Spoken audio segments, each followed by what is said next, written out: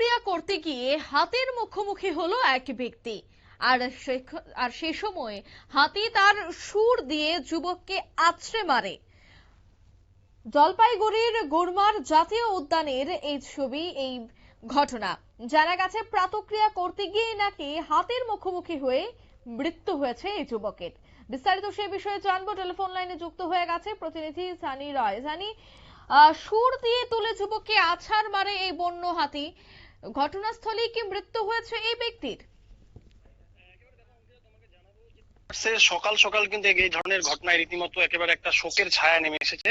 প্রত্যক্ষদর্শীরা যেমনটা জানিয়েছেন যে বছর 27-এর এই যুবক প্রাতঃভ্রমণে বেরিয়েছিলেন এবং তারপরেই কিন্তু শৌচকর্ম করার জন্য তিনি পার্শ্ববর্তী একটি জঙ্গলে যান এবং সেখানেই আচমকা একটি দাতাল হাতি সেখানে ছুটে আসে এবং রীতিমতো এই যুবককে তার শুঁড় দিয়ে পেঁচিয়ে 2 থেকে 3 বার আছাড় মারে এবং যার কারণে কিন্তু একেবারে ক্ষত বিক্ষত হয়ে যায় তার শরীর এবং ঘটনাস্থলেই তার মৃত্যু হয়েছে, এমনটাই প্রত্যক্ষদর্শীরা জানিয়েছেন। পরবর্তীতে ঘটনা জানানি হলে গ্রামের মানুষ সেখানে একত্রিত হয়, খবর দেওয়া হয় বন দপ্তরকে। বন দপ্তরের কর্মীরা সেখানে আসেন এবং মৃতদেহটি উদ্ধার করে ময়নাতদন্তের জন্য মালবাজার সুপার স্পেশালিটি হাসপাতালে পাঠিয়ে দেন। এবং এই ঘটনা ঘিরে কিন্তু রীতিমতো একদিকে যখন শোকের ছায়া, অন্যদিকে ঘটনা কি প্রায়শই ঘটে, অর্থাৎ বন্য হাতির তাণ্ডব কি এলাকা জুড়ে থাকে? একদমই। দেখো, তোমাকে জানাবো যে গরুমারা অভয়ারণ্য সংলগ্ন যে সমস্ত বন্য বস্তিগুলি রয়েছে, সেই বস্তিতে কিন্তু লোকালয়ে শুধুমাত্র হাতি নয়, বন্যপ্রাণ বরাবর কিন্তু লোকালয়ে ছুটে আসে এবং যার কারণে কিন্তু একাধিকবার আমরা দেখেছিলাম যে বন দপ্তরকে ঘিরে ক্ষোভ দেখানো হয়েছে। আজকের এই ঘটনায় যেখানে যুবকের মৃত্যুর ঘটনা ঘটে গিয়েছে, সেখানে কিন্তু বন দপ্তরকে ঘিরেও বিক্ষোভ দেখানো হয়েছিল।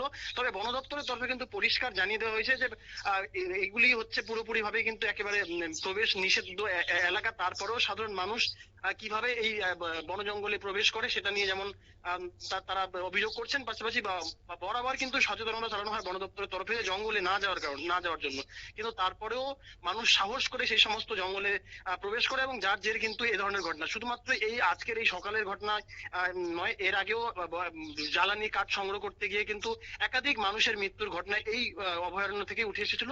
কার্যত সব মিলিয়ে হাতির মৃত্যুতে গ্রামে এবং পরিবারে যেমন শোকের ছায়া নেমেছে, পাশাপাশি বন দপ্তর গোটা বিষয় নিয়ে কিন্তু তদন্ত শুরু করেছে। একদমই, ধন্যবাদ। অর্থাৎ বন দপ্তর এই বিষয়টিতে তদন্ত শুরু করেছে। কি উঠে আসছে এলাকা থেকে বিস্তারিত শোনাবো একবার।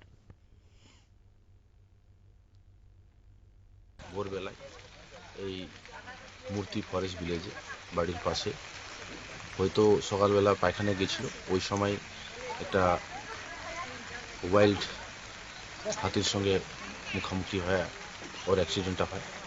উনি ওইখানে নিজের প্রাণটাকে হারে ফেলে। তো আমরা আসলাম, ইনকোয়ারি করলাম। ইনকোয়ারি করার পরে এখন বডিটা পিএমের জন্য নিয়ে যাচ্ছি।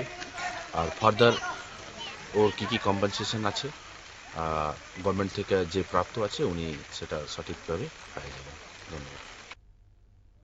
আপনারা শুনলেন, অর্থাৎ জলপাইগুড়ির এই ঘটনাকে কেন্দ্র করে অবশ্যই এলাকা জুড়ে চাঞ্চল্য। তবে জানা গেছে যে এলাকায় প্রতিনিয়তই বন্যদাতাল হাতি বা অন্যান্য বন্য পশুরা কিন্তু তাদের আনাগোনা থাকে। আর এই সমস্ত জায়গায় সাধারণ মানুষের যাওয়া কিন্তু রীতিমতো বিপজ্জনক। তবে আজ সকালে এই মর্মান্তিক ঘটনাটি ঘটে গেল। নিয়ে নিচ্ছি ছোট একটি বিজ্ঞাপন বিরতির সঙ্গে থাকুন।